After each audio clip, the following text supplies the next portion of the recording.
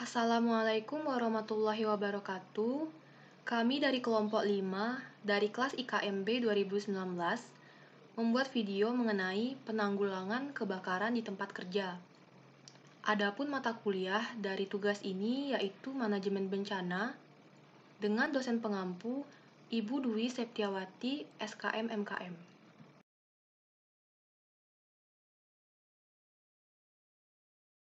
Sebelum membahas mengenai penanggulangan kebakaran di tempat kerja, izinkan saya untuk memperkenalkan anggota kelompok. Yang pertama, saya sendiri, Elena Cornelia. Yang kedua, Amirah Adilah.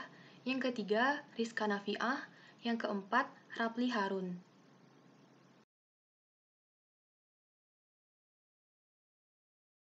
Di video ini akan membahas 3 topik. Topik yang pertama, pengertian kebakaran. Topik yang kedua, penyebab kebakaran. Dan topik yang ketiga, penanganan bencana kebakaran.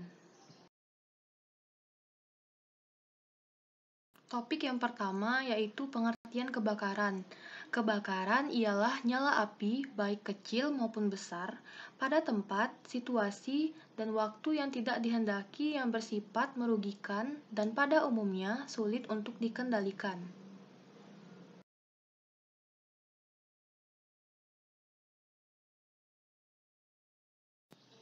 Topik yang kedua yaitu penyebab kebakaran. Disebabkan oleh 3 faktor. Yang pertama, faktor manusia. Disebabkan oleh yang pertama, kurangnya pengetahuan tentang prinsip dasar pencegahan kebakaran dan peledakan.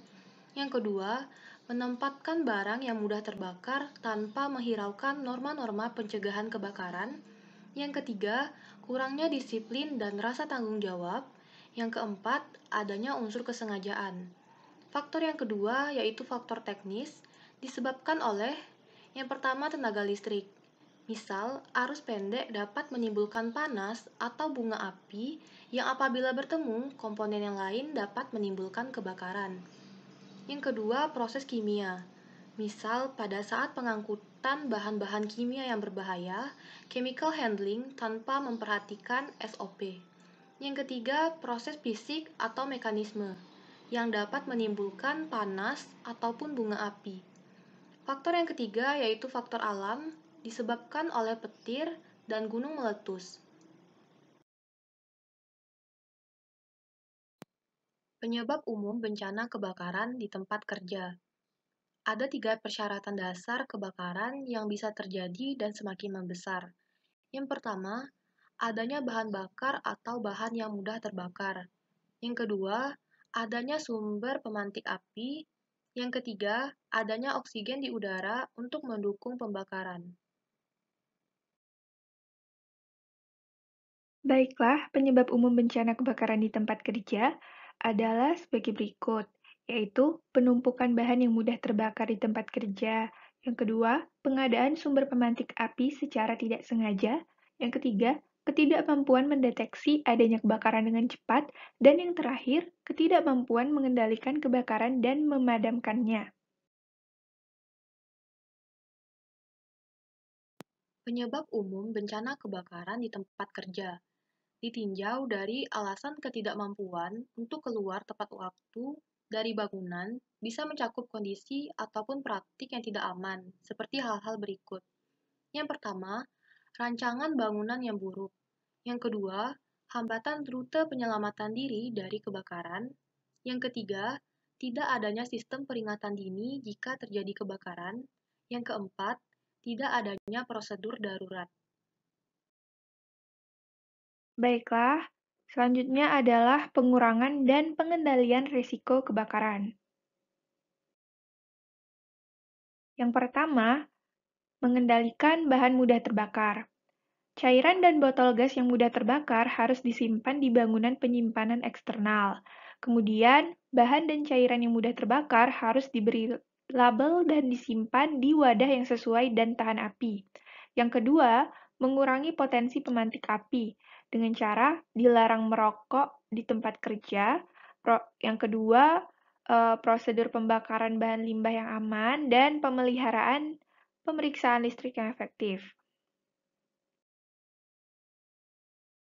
Yang ketiga, identifikasi cepat mengenai terjadinya kebakaran. Penyediaan detektor yang terhubung dengan sistem alarm dan peringatan adalah penting dalam identifikasi cepat mengenai adanya kebakaran. Kemudian yang keempat, ketentuan dan prosedur keadaan darurat yang efektif. Perlu ada rute penyelamatan diri dari kebakaran yang ditetapkan. Yang pertama, rute penyelamatan diri kebakaran harus ditandai, sebaiknya dengan cat lantai kuning. Yang kedua, rute penyelamatan kebakaran dua arah berlawanan di setiap ruang kerja dan ruang istirahat. Yang ketiga, lebar rute penyelamatan kebakaran minimal 70 cm dan bebas hambatan. Dan yang terakhir, lantai atas dibangun dua tangga terpisah. Yang kelima, ada 6 cara untuk mengendalikan atau pengendalian kebakaran. Yang pertama, peralatan pemadam kebakaran yang benar disesuaikan dengan jenis kebakaran. Yang kedua, peralatan pemadam kebakaran diletakkan di pintu keluar bangunan sehingga peralatan tersebut bisa diakses dari posisi yang aman. Ketiga, peralatan pemadam kebakaran terpasang dengan benar dalam posisi yang tidak terhalang dan ditandai. Keempat, pekerja dipilih dan dilatih menggunakan alat pemadam. Kelima, penggunaan alat pemadam untuk tujuan apapun harus dengan pemberitahuan kepada manajer kebakaran. Dan yang terakhir, alat pemadam kebakaran harus diperiksa setiap minggu untuk memastikan alat tersebut diletakkan dengan benar dan terisi penuh untuk digunakan. Baiklah, yang keenam adalah pengelolaan risiko kebakaran. Ada 6 cara. Yang pertama, manajer kebakaran harus tahu jumlah pekerja dalam bangunan. Yang kedua, pekerja harus diberi instruksi tentang prosedur evakuasi. Yang ketiga, manajer kebakaran harus memastikan semua orang dievakuasi. Yang keempat, semua orang dievakuasi ke lokasi yang aman. Yang kelima, setiap kendaraan yang memiliki cairan yang mudah terbakar atau botol gas harus dipindahkan ke jarak yang aman dari bangunan. Yang keenam, rute pendekatan harus dibersihkan agar layanan darurat mudah mengakses ke lokasi. Dan yang terakhir adalah informasi pelatihan dan pendidikan. Pekerja harus diberi pelatihan formal mengenai prosedur keadaan darurat dan proses manajemen kebakaran. Dengan diberikannya pelatihan pendidikan dan informasi, dapat meminimalisir terjadinya hal-hal yang fatal yang tidak diinginkan ketika terjadi bencana kebakaran.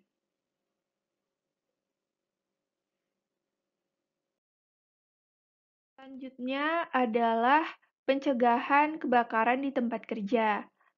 Yang pertama, pastikan bahwa instalasi listrik aman. Yang kedua, pembebanan yang berlebihan pada satu stop kontak akan menyebabkan kabel panas dan akan bisa memicu kebakaran. Ini biasanya dilakukan dengan penumpukan beberapa stop kontak atau T pada satu titik sumber listrik. Yang ketiga, pergunakan pemutus arus listrik dalam keadaan baik. Keempat, apabila ada kabel listrik yang terkelupas atau terbuka, harus segera diperbaiki karena bisa menyebabkan hubungan pendek. Yang kelima, jangan sekali-kali mencantol listrik karena Anda tidak memiliki sistem pengaman yang sesuai. PLN biasanya sudah memperhitungkan distribusi beban listrik. Apabila ada beban berlebihan, akan mengganggu jaringan listrik yang ada.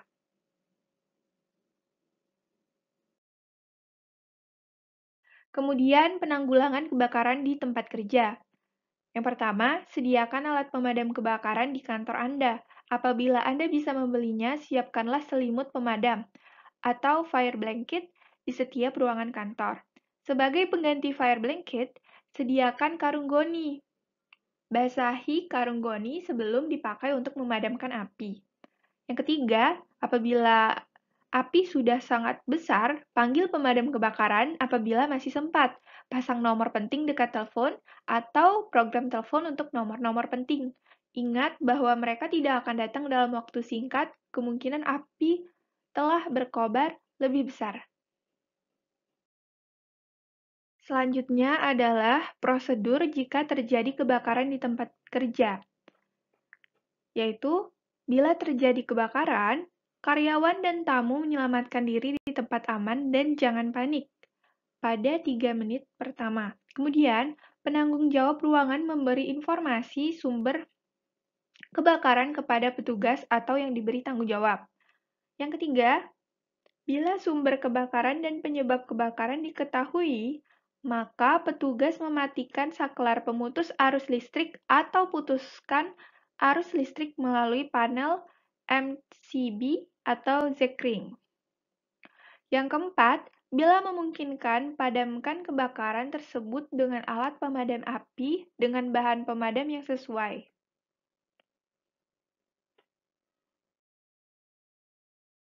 Dan yang kelima, bila ternyata kebakaran cukup besar, segera hubungi Dinas Pemadam Kebakaran.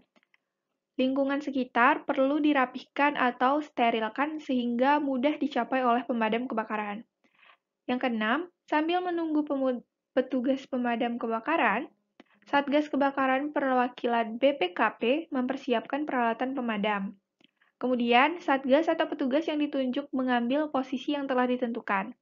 Yang ketujuh, melakukan pemadaman sumber kebakaran atau api, kemudian melakukan penyelamatan dokumen-dokumen serta peralatan kantor. Baiklah, sekian penjelasan kami mengenai penanganan bencana kebakaran.